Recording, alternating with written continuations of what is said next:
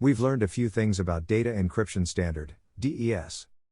Now, let's learn another standard of encryption, which is AES. AES stands for Advanced Encryption Standard.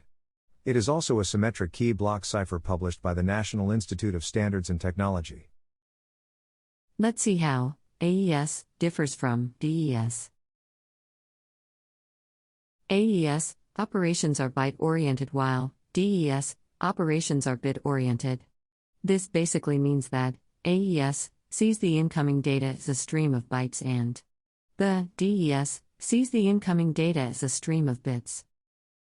Another difference is that AES has longer bit keys.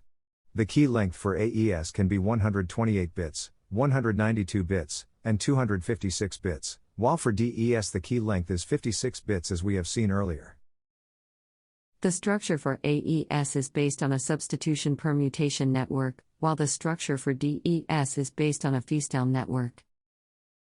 AES is more secure than the DES cipher and is the de facto world standard, but DES can be broken easily as it has known vulnerabilities.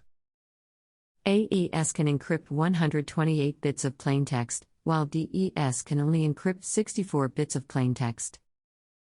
And finally, there are no known cryptanalytical attacks against AES, however, there are known attacks against DES such as brute force attack. Here, we can see the ciphertext block created from a plaintext block using a randomly selected cipher key. As you may notice, the ciphertext for the same plaintext is different in different occasions because of a different cipher key. Here, you can see 00 for plaintext that is using different cipher key, 24, 88 and E2.